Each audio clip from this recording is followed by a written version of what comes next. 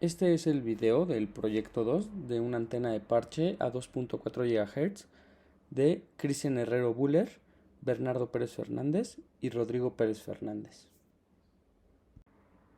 Este proyecto tiene como objetivos explicar las ecuaciones de Maxwell y su relevancia en el electromagnetismo, derivar la ecuación de onda y su uso en antenas, explicar la propagación y reflexión de señales y cuándo el campo reflejado es el doble del incidente, describir qué es una antena de parche, su funcionamiento y radiación con plano de tierra, y explicar el proceso de diseño, simulación, ensamblaje y prueba de una antena de parche. Las ecuaciones de Maxwell describen la interacción que existe entre los campos magnéticos y eléctricos. Estas expresiones constan de 4 ecuaciones con las cuales se puede describir el comportamiento de las ondas electromagnéticas que se propagan a través de diversos medios. Utilizando las ecuaciones de Maxwell, podemos obtener la ecuación de onda, la cual es utilizada en el estudio de las antenas para poder predecir cómo es que las señales se transmiten, reflejan y absorben. Las antenas de parche o microcinta son ampliamente utilizadas en aplicaciones donde el espacio es limitado. El plano de tierra es determinante en la reflexión de señales, permitiendo una adecuada radiación de la onda electromagnética, que puede ser dirigida dependiendo del tipo de excitación aplicada a la antena. Para diseñar una antena de parche, tenemos que pasar por la fase conceptual, simulaciones numéricas para validar el rendimiento, la fabricación del prototipo y pruebas experimentales para garantizar su correcto funcionamiento. En este proyecto se analizará el diseño, simulación, armado y pruebas de una antena parche. Como ya se mencionó anteriormente, las ecuaciones de Maxwell constan de 4 ecuaciones, las cuales describen 4 leyes. La primera es la ley de Gauss para el campo eléctrico. Esta ley establece que el flujo eléctrico total a través de una superficie cerrada es directamente proporcional a la carga neta contenida dentro de esa superficie. Después está la ley de Gauss para el campo magnético. Esta ley indica que el flujo magnético total a través de cualquier superficie cerrada siempre es igual a cero. La tercera es la ley de Faraday, o ley de la inducción electromagnética. Esta ley explica que un cambio en el campo magnético a lo largo del tiempo genera un campo eléctrico. Por último está la ley de Ampère-Maxwell, la cual relaciona el campo magnético alrededor de una corriente eléctrica con la intensidad de corriente que fluye a través de una superficie rodeada por el lazo. En esta diapositiva podemos observar la forma diferencial, integral y fasorial de las ecuaciones de Maxwell. En esta parte se puede observar cómo se deriva la ecuación de onda. Para obtenerla es necesario aplicar el siguiente procedimiento dadas las ecuaciones de Maxwell en el vacío. Como primer paso se aplica el rotacional en ambos lados de la ley de Faraday. Posteriormente se simplifica utilizando la identidad vectorial. Una vez utilizada la identidad vectorial, se sustituye usando la ley de Gauss para el campo eléctrico y la ley de Ampère-Maxwell. Por último, se reorganiza la ecuación para obtener la ecuación de onda, donde c es la velocidad de la luz en el vacío. Las expresiones obtenidas nos indican que el campo eléctrico y el campo magnético satisfacen la ecuación de onda. Esto quiere decir que los campos eléctricos y los campos magnéticos pueden propagarse en el vacío en forma de ondas, a una velocidad constante que es la velocidad de la luz. Las ecuaciones de onda son utilizadas para el diseño de antenas con el propósito de analizar y comprender los campos eléctricos y magnéticos que son irradiados por la antena. De igual manera, nos sirven para que nuestra antena sea más eficiente y lograr adaptarla para el tipo de señal con la que se va a trabajar. Por último, podemos observar que la ecuación de onda también se puede expresar de forma diferencial y de forma fasorial. Cuando la señal electromagnética encuentra una superficie de diferente permitividad, como un metal o un material con alta densidad, se refleja parcial o totalmente la onda. Los metales, por ejemplo, tienen una alta conductividad, lo que hace que reflejen la mayoría de las señales electromagnéticas. Son espejos perfectos para estas ondas. Los materiales dieléctricos, en cambio, como el vidrio y el plástico, permiten que la señal pase a través de ellos, aunque con cierta refracción y en algunos casos absorción, pero sin mucha pérdida. Cuando una onda electromagnética incide perpendicularmente en una superficie conductora, todo el campo electromagnético es reflejado. Cuando las ondas reflejadas se encuentran en fase en ciertos puntos, se puede producir una interferencia constructiva. Esto es un fenómeno muy interesante. Significa que las crestas de ambas ondas coinciden y las amplitudes se suman, dando lugar a un campo que es el doble de la amplitud original del campo incidente. Una antena de parche es un tipo de antena plana que consiste en un parche conductor colocado sobre una base de material dieléctrico, que a su vez está respaldado por un plano de tierra. Debido a su diseño compacto, son utilizadas en gran número de aplicaciones, como dispositivos portátiles, sistemas de comunicación satelital y tecnologías móviles, etc. ¿Cómo funciona la reflexión en una antena de parche? Cuando la antena de parche es excitada, se genera una corriente alterna. Esta corriente crea un campo electromagnético. El campo interactúa con el plano de tierra, y debido a la cercanía entre ambos, se produce un acoplamiento entre el campo radiado por el parche y el reflejado por el plano de tierra. El plano de tierra, creando un patrón de interferencia constructiva en la dirección opuesta al plano de tierra, crea un efecto de amplificación de la radiación en una dirección particular. Debido a la reflexión del plano de tierra, las antenas de parche suelen tener un patrón de radiación direccional, emitiendo principalmente hacia arriba o en dirección opuesta al plano de tierra, en forma de un lóbulo principal. Y bueno, una vez analizados los conceptos necesarios, procedemos a la parte práctica de este proyecto que corresponde al diseño, simulación, armado y prueba de una antena de microcinta. Para nuestra antena de microcinta se consideró una placa fenólica de cobre, ambas capas son de cobre y la capa interna es de dieléctrico FR4. Para nuestra antena de microcinta se consideraron una serie de dimensiones para el parche delantero que corresponden a los resultados de las ecuaciones que mostramos aquí en pantalla. Estas dimensiones corresponden al alto y ancho del parche, así como la división entre la línea de transmisión y el mismo parche. Todo ello, por supuesto, considerando las condiciones en las que nuestro parche está fabricado y las propiedades físicas de nuestro dieléctrico. Y bueno, una vez establecidos los parámetros de nuestra antena, al solucionar las ecuaciones de la diapositiva superior, obtenemos los resultados que pueden observar en la parte superior izquierda de su pantalla.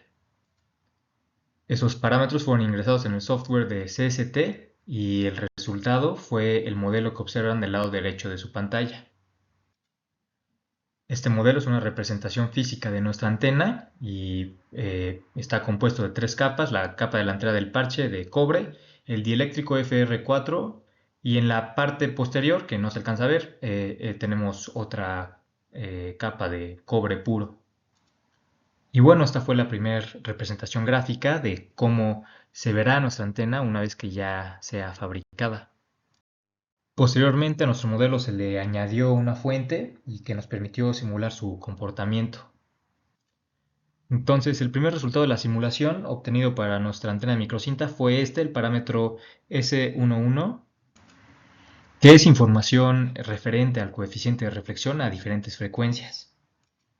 Observamos que, como habíamos predicho, a 2.4 GHz se encuentra un mínimo en la señal reflejada, lo que indica que en efecto nuestra antena está diseñada para esa frecuencia, aunque también encontramos otro mínimo en 3.7 GHz. Esto nos indica que esa frecuencia también tiene un coeficiente de reflexión bajo, lo cual tendríamos que tener cuidado, ya que podrá interferir con otros dispositivos electrónicos que trabajen a esa frecuencia y que se encuentren cerca de nuestra antena de microcinta.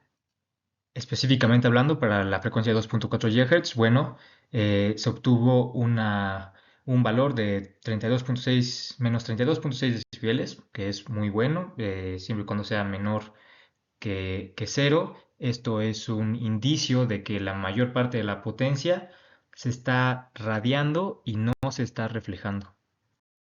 De igual forma, la simulación en CST nos brindó esta imagen que ustedes tienen en el lado derecho de su pantalla, que es la representación del patrón de radiación de campo lejano. Como os había comentado, bueno, la mayor parte de la potencia de nuestra antena se va a radiar en un una dirección perpendicular al parche frontal. Con esta simulación vemos que esto sí sucede y de igual forma observamos que la directividad se da hacia ese frente de nuestro parche. Esto lo podemos ver por el lóbulo rojo que se encuentra del lado izquierdo de la imagen, y de igual forma observamos un lóbulo mucho menor, de menor potencia, de color verde en la parte trasera de la antena, lo que nos indica que hacia esa dirección también se radia un poco de potencia, pero no se pierde mucha, la mayor parte está radiada hacia la parte frontal. Y bueno, al ver que nuestras simulaciones eran coherentes, se procedió a la parte divertida de este proyecto, que consiste en armar físicamente nuestra antena de microcinta. Lo primero que se tiene que hacer es decapar la antena, esto para que las capas de cobre tomen la geometría que nosotros queramos. Se debe dibujar con tinta indeleble la geometría que nosotros queramos para posteriormente colocar la antena en cloruro férrico y que el cobre que no esté cubierto por tinta se disuelva.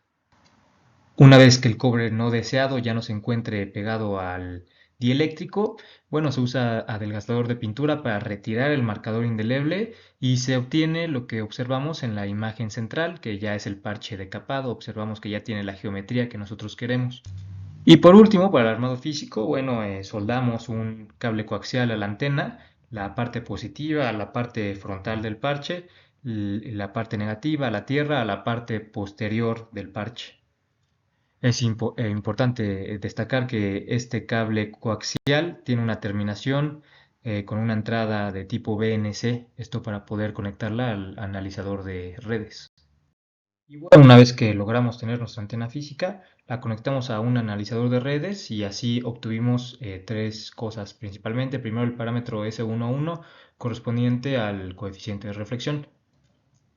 Este nos devolvió la información de que efectivamente la mejor frecuencia de operación para nuestra antena fue la de 2.4 GHz como fue diseñada, aunque el valor en magnitud que nos devolvió fue de menos 8.26, que en magnitud es menor al valor que habíamos obtenido en la simulación, que fue de menos 32 decibeles.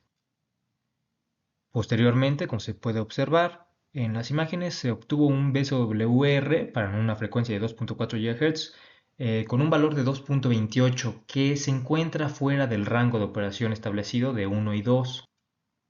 Esto quiere decir que de la potencia radiada está perdiendo más de la mitad, lo cual es malo. Para una antena que tenga el objetivo de ser comercializada, no sería óptimo. Pero para aplicaciones de tipo Wi-Fi o redes pequeñas, pues sí podría ser utilizada. Y el otro parámetro que nos brindó el analizador de redes fue la impedancia por medio de la carta de Smith, que fue igual a 28.5 más J 24.3. Igualmente alejado de nuestro valor de impedancia característica de 50 ohms. Esto nos indica que la impedancia no está acoplada correctamente a nuestro sistema. Estas variaciones entre la simulación y los resultados reales pueden derivarse de errores de manufactura que con el tiempo debemos de ir corrigiendo para obtener resultados óptimos. Y con esto concluimos nuestro proyecto. Aquí una pequeña conclusión de todo lo que analizamos. Bueno, vimos que las leyes de Maxwell son las bases del electromagnetismo, describen la forma matemática de los campos eléctricos y magnéticos, y así como su interacción con estas ecuaciones de Maxwell, también aprendimos a cómo derivar de cierta forma la ecuación de onda. Posteriormente se dio una explicación de qué son las antenas de parche o de microcinta, que son antenas muy prácticas, puesto que sus dimensiones son pequeñas a comparación de otro tipo de antenas. Y en nuestro caso, para una placa fenólica de 2 capas, nuestra microcinta constó de un parche conductor colocado sobre un material dieléctrico que era FR4, y en la parte posterior de la antena teníamos un plano de tierra. Tanto el parche conductor como el plano de tierra son de cobre.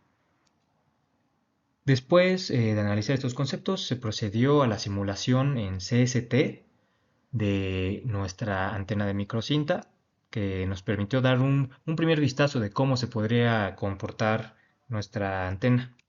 Al revisar que la simulación era coherente, bueno, se procedió al ensamblaje físico de la antena, decapamos la antena para conseguir la geometría que queríamos. Después se soldó un cable coaxial y con la entrada de tipo BNC se conectó a un analizador de redes que nos permitió obtener los primeros parámetros reales de nuestra antena para poder ser comparados con los parámetros de la simulación y así llegar a conclusiones sobre el por qué estos podrían cambiar, que pueden ser derivadas del proceso de manufactura, que tal vez no fue el mejor, pero tenemos que aprender a corregirlo para tener los resultados más óptimos posibles.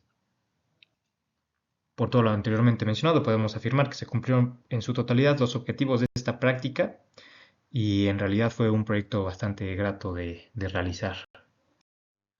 Por último, les dejamos aquí la bibliografía utilizada. Les agradecemos por ver este video. Que tengan un bonito día.